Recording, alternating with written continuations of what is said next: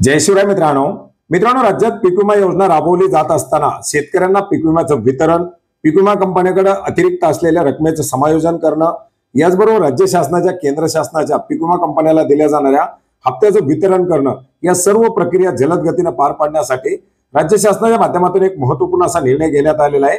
ज्याच्यामुळे आता या पीक विमा योजना याचबरोबर फळ पीक विमा योजना राबवल्या जात असताना राष्ट्रीयकृत बँकेमध्ये इस्क्रो अकाउंट ओपन करण्यासाठी मंजुरी देण्यात आलेली आहे। मित्रांनो, याच्या संदर्भातील दोन महत्त्वाचे GR 6 जून 2025 रोजी निर्गमित करण्यात आलेले आहेत।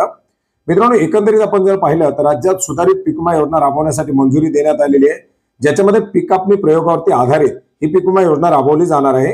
परंतु योजना राबवली जात असताना आहे त्याच मॉडेलनुसार, अर्थात कप अँड कॅप मॉडेलनुसार, अर्थात 80-110 च्या प्रमाणानुसार जी काही पीक विमा योजना राबवली जाते, याच पीक विमा मॉडेलनुसार आता ही योजना राबवली जात आहे। याच्यामध्ये आपण जर पाहिलं तर 110% पेक्षा जर शेतकऱ्यांचं नुकसान झालं तर अतिरिक्त रक्कम राज्य शासनाच्या माध्यमातून दिली जाते।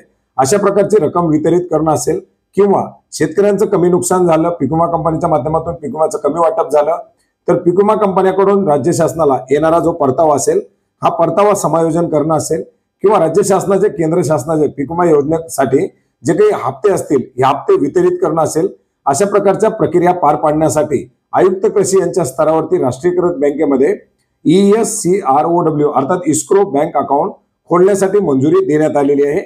केंद्र शासनाच्या निर्देशानुसार ज्या विशिष्ट प्रयोजनासाठी सदर खातं उघडण्याचं प्रस्तावित आहे, त्याच प्रयोजनासाठी या खात्याचा वापर केला जाईल। कोणत्याही परिस्थितीमध्ये इतर प्रयोजनासाठी याचा वापर करण्यात येणार नाही। रोख वही अर्थात कॅशबुक अद्यावत ठेवणं अनिवार्य राहील।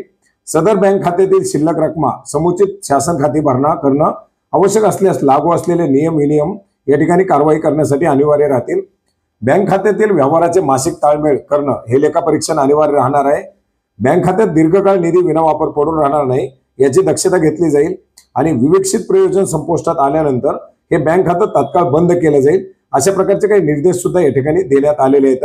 अर्थार्थी या इस्क्रो अकाउंटच्या माध्यमातून आता जे काही पीक विमा कंपन्याला हप्त्याचं वितरण करणं असेल किंवा पीक विमा कंपन्यांकडून परताव्याची जी रक्कम असेल ती वसूल करणं असेल किंवा एखाद्या जिल्ह्यामध्ये शेतकऱ्यांचं जर 110% पेक्षा नुकसान दिसून आलं तर अशा शेतकऱ्यांना पीक विम्याची रक्कम वितरित करण्यासाठी अतिरिक्त जे अनुदान द्यावयाचं असेल ते अनुदान असेल, हे सर्व या खात्याच्या माध्यमातून पार पाडलं जाणार आहे। एकंदरीत पीक विमा योजनेमधील या प्रक्रिया आता याची अंमलबजावणी जलद गतीने होण्यासाठी मदत होणार आहे। मित्रांनो, दोन्ही GR आपण maharashtra.gov.in या संकेतस्थळावरती पाहू शकता। याची लिंक आपल्याला व्हिडिओच्या डिस्क्रिप्शन बॉक्समध्ये सुद्धा मिळेल। धन्यवाद।